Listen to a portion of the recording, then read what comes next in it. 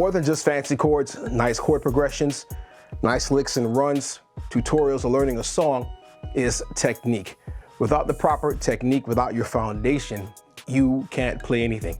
And it starts with very, very simple principles. So let's discuss.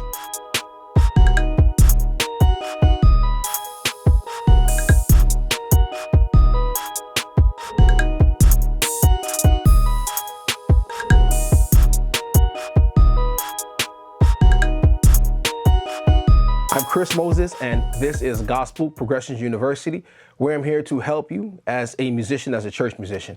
So technique is something that we use to get us from point A to point B, and everything has a certain kind of technique, and it starts with something simple, and then we begin to build on it.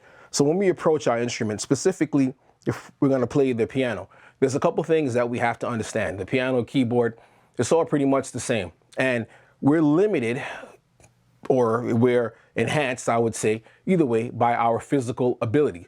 Obviously, we're enhanced because we have opposable thumbs. If we didn't have thumbs, it'd be kind of difficult to play the piano. I mean, you could, but you're limited in your range of motion and what you can actually express. But you'd be surprised. I've seen people play with their toes. However, there are some fundamental techniques that we have to understand when approaching our instrument, specifically the piano or keyboard. And I'm going to talk about a few things. I'm going to talk about our posture. I'm going to talk about our wrist posture, our back posture, and of course, hand and finger posture. Now, when we're sitting down at a keyboard, at a piano, there's a few things we need to keep in mind. As I'm sitting here, all right, we have our bench, and a bench or a chair specifically. I like a bench because most chairs tend to have a back. And with the back, people kind of want to either slouch back, lean back too much, or slouch down, or not sit correctly at a piano. So one of the things that we have to pay attention to is our feet. And preferably, you would want your feet. If your feet can touch the ground, it would be best. It would be ideal. However, you want your feet flat on the ground. You want to have your feet flat on the ground. You don't want to have any kind of, you don't want to cross your legs, for obvious reasons if you're using a piano with a pedal, and most of us are.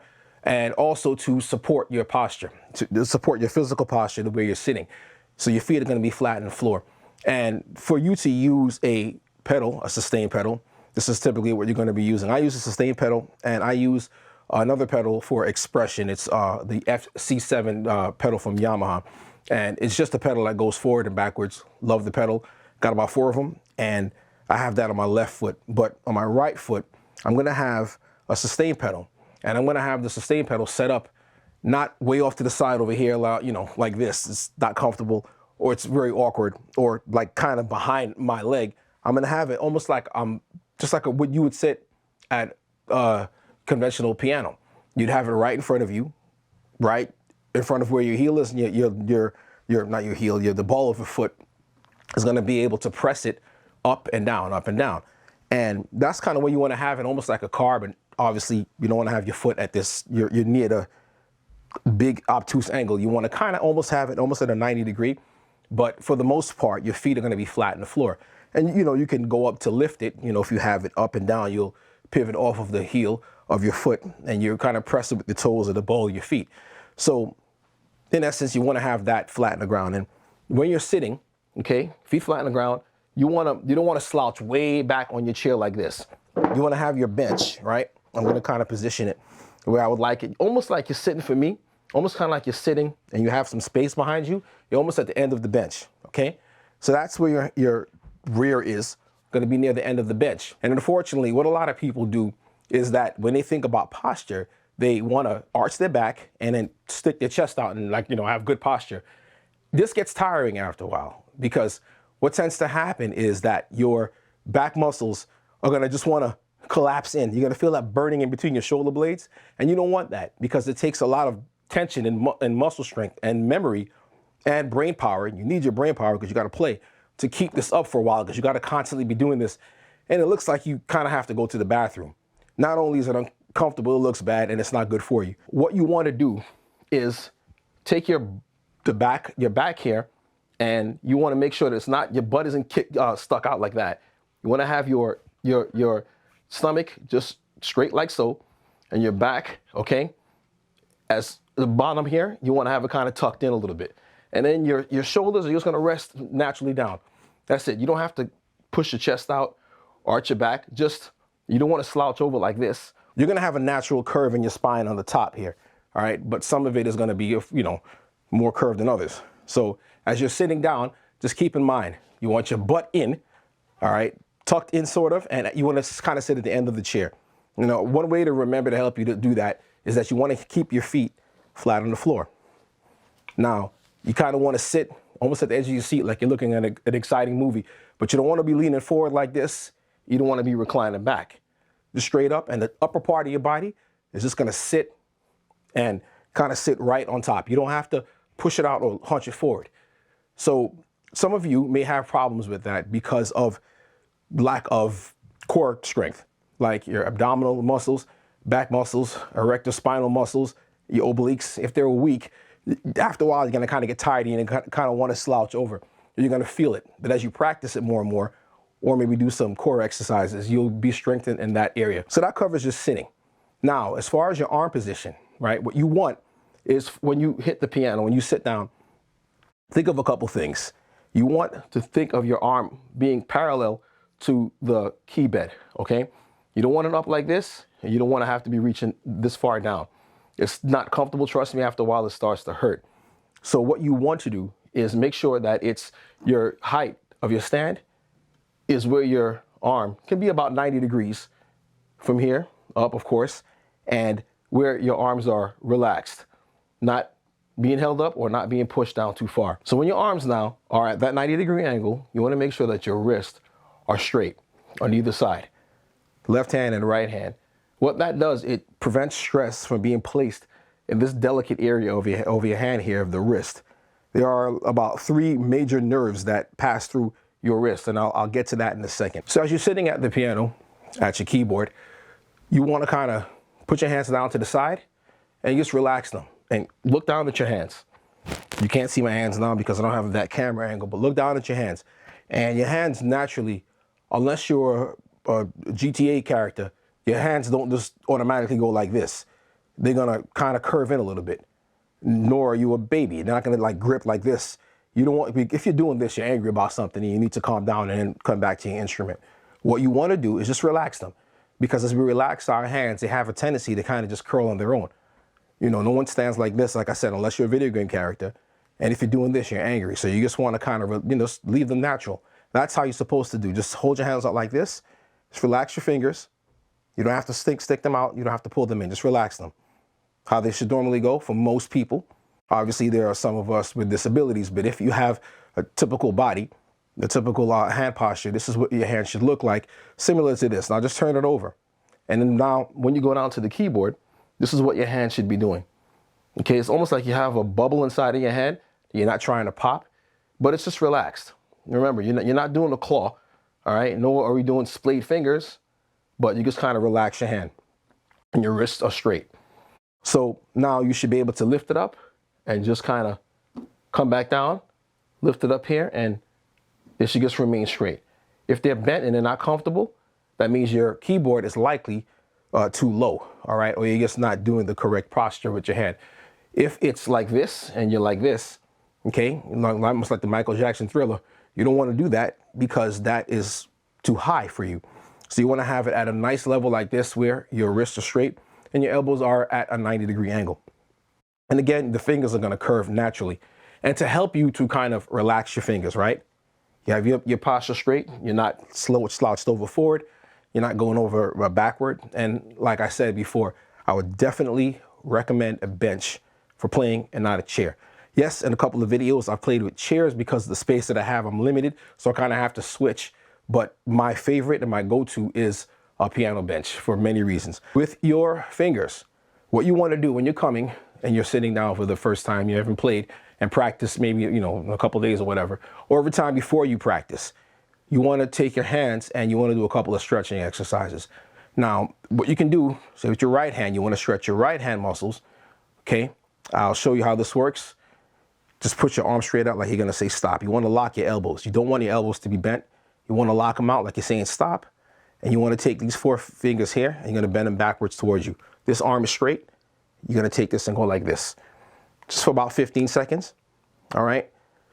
You don't want to kill yourself and kind of mess up your, or overstimulate, I guess. I don't know if that's the correct word, but your tendons, because then it can hurt. You don't want to end up in pain. But you want to just give it a little stretch. You take it, you take the other side now and you do this, okay? Arms got to be straight. Your right arm is straight. So when you pull it back like this, you should feel a stretch in here, because these are the muscles in your forearm that control these fingers, okay? Though they control all your fingers, but you're going to have the muscles in your forearms that you're stretching. And you're going to take it now and go the opposite direction. You should feel it on top of your wrist, all right? It might feel good. It might be a little stiff.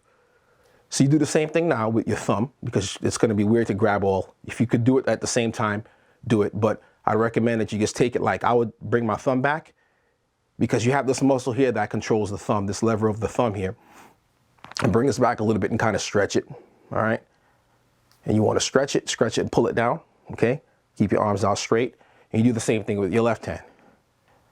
Bring it here, stretch this out, about 15, 20 seconds. Like I said, you're going to feel a pull inside of here. You take it, you come here, pull your forefingers back. It's like a Madame kiss, whatever, right? So I don't know what that was, but you should feel the stretch right inside of here, okay? I think of Pepe Le Pew, the old school cartoon. So keep this stretched out, and with your right hand, you're going to take and you're going to pull this in. What did I do before? Yeah, you can take it and just stretch it in like this, but keep this hand straight. There's a couple things. Just as long as you feel the stretch in your hand, you don't want to pull your thumb out, all right? And now just kind of shake your hands, all right? Shake your hands out, and you should have, your blood flowing and things like that.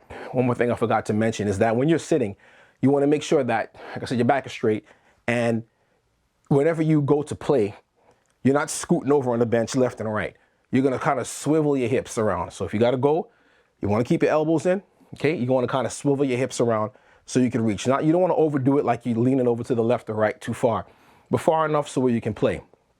And you don't want to be doing this with your elbows. You're not, doing a chicken wing. You're just kind of keeping your elbows close to your body, and you want to kind of pivot on your pelvis here, all right? So you have three nerves in your hand. You have the medial, the ulnar, and your radial. The medial nerve passes through, of course, your forearm, okay?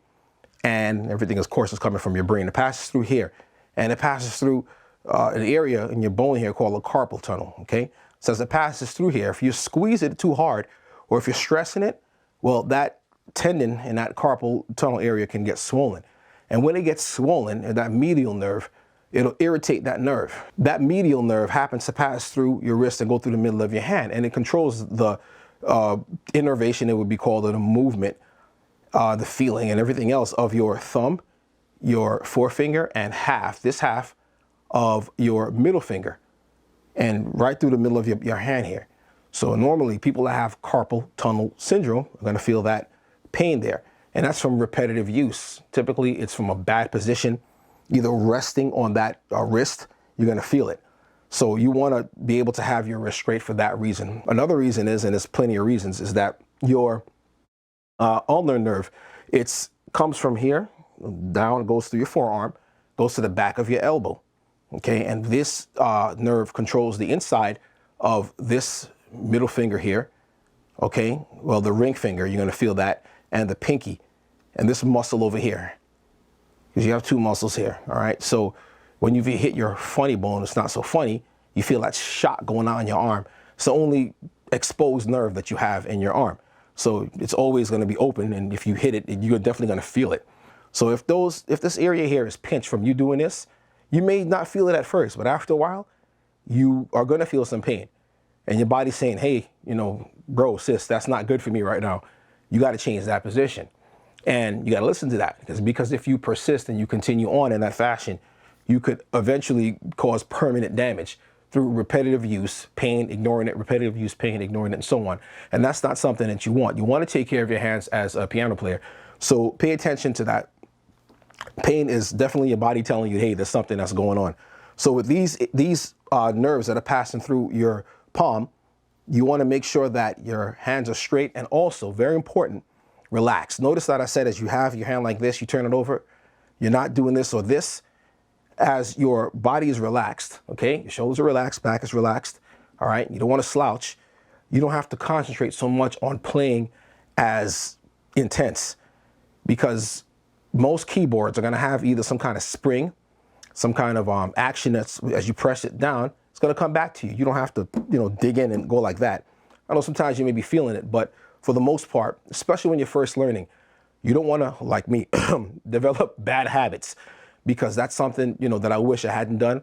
And I have to catch myself, and it can take weeks, sometimes months, sometimes years to correct a bad habit. This is why I would tell people, you need to get yourself a piano teacher or an instructor, even if it's for a certain amount of time, no matter how long you've been playing, so they can detect certain habits that you're doing, because you may feel like, well, I don't need anybody, or I'm okay where I am, but why am I feeling this pain when I play after an hour?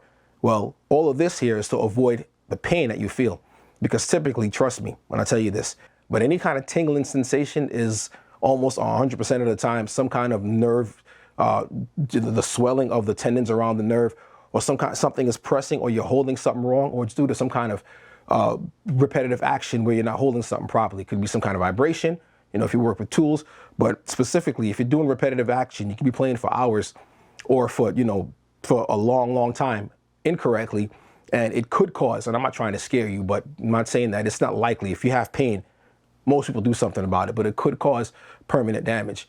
And even if it doesn't, you don't want to play and be uncomfortable, because it takes the joy out of playing. I mean, we love to play, right? We love to practice. But if you're in pain, you're not going to want to practice. You're not going to want to play. If this video has blessed you in any way and you want to check out more of my content, I have other videos on the channel about theory, and I actually have a free guide for you over at my website. It's called gospelprogressionsuniversity.com. The name of the guide is called What Do Pro Musicians Know That You Don't? I'll go ahead and I'll leave the link in the description, gospelprogressionsuniversity.com/Gospel Keys Pro. Well, God bless you, and I will see you in the next video.